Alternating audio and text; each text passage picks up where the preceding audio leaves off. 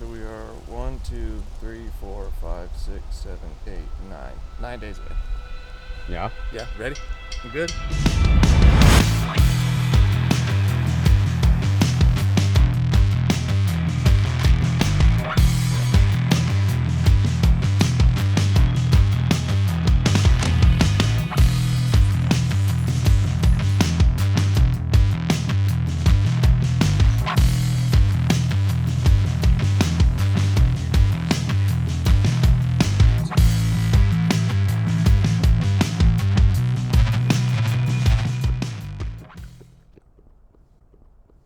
All right, so we are at the track. We just finished up. Today was a 6 repeats of 1 kilometer around the track with about a 200-meter rest in between. So this week we are at I like to call it like the deload phase, where, you know, the past 3 or 4 months we have been building up slowly, week by week, building up longer distances, faster times, longer times in threshold, base endurance building. Like, we have been building up this foundation to get to the point where we're at now. And even though we are so close to the race, we don't just simply stop training and kick our feet up and, just relax for the next 2 weeks, and then we get to the race and expect to have a good performance or a good outcome.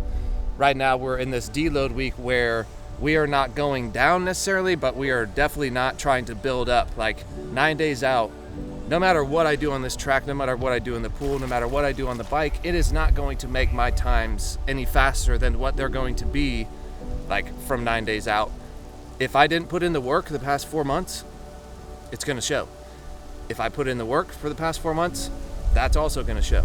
So right now we are just making sure that we don't get injured.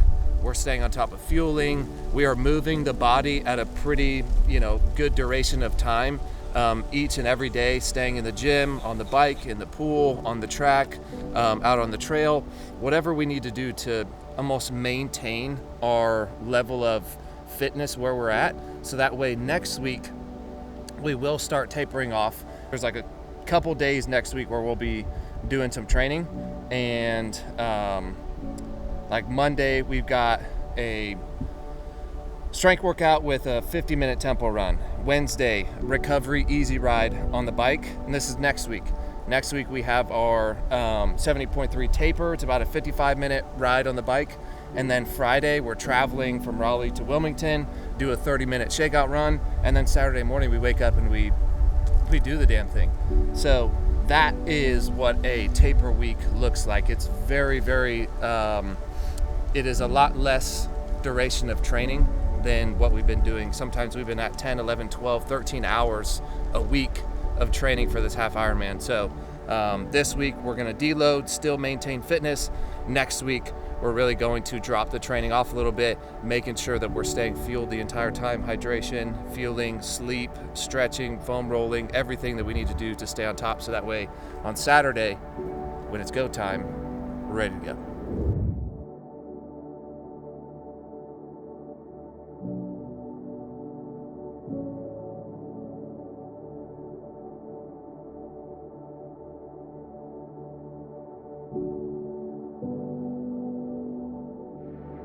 Trying to overtrain, even though my body may feel good and I feel like I could go harder or for longer, that is not always the correct answer.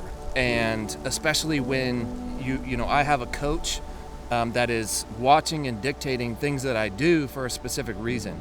And if I were to not listen to him and I were to try to, instead of being in a zone 2 heart rate, I'm in a zone 3 because I want to show off that I'm running fast on my Strava and post it on Instagram.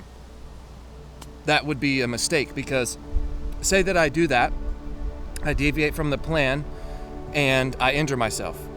Well, when I go to explain what happened and he sees that I'm running at a zone 3 pace when it was dictated at zone 2, well, I'm not sticking to the plan.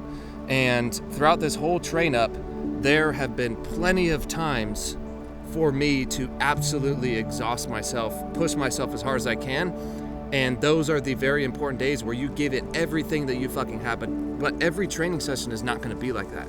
There are a lot of training sessions where I'm in zone 2 recovery pace for longer distance, and that is all, it's all part of a purpose, and it all has the same meaning. It's all, every workout, whether it's just all out or like a recovery or a base building, it is all one piece of your puzzle that if you don't use it correctly and you don't utilize that, then you're going to be missing pieces out of the puzzle. If you just think that the importance of training is to just go balls to the wall 100%, 110% all the time, you're going to find yourself injured. You're actually going to see yourself go up, but then from overtraining, you're going to start going down, going backwards. So the training days where you have to just kind of not really, you're not having a high heart rate. It's just a long, say, just an example, 60-minute zone 2 run. Take that shit serious. Do the zone 2. Do not get up into zone 3 just because, you know, you want to post something on social media or anything like that. Like, stick to the plan. Stick to the really, really hard, high intensity days. Go as hard as you possibly can. Get all of that energy out during those days. And then when you have your base building, your recovery days, take those just as serious. Just understand that it's not as high intensity. But this is how you avoid getting injured from just trying to go 150 miles an hour all the time instead of slowing down. And I've definitely, when I was younger, my ego, being in the military, being in special operations, like, you couldn't have told me to not go 110% on a specific workout or training or whatever. And that's why a lot of dudes get injured. It's because our egos don't allow us to understand the process that goes with getting into shape, even though we are in really good shape.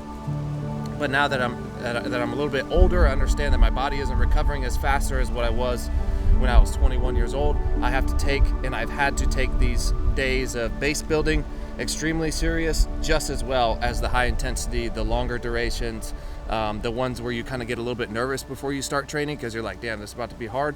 I take those at the same level of seriousness as all the other training sessions.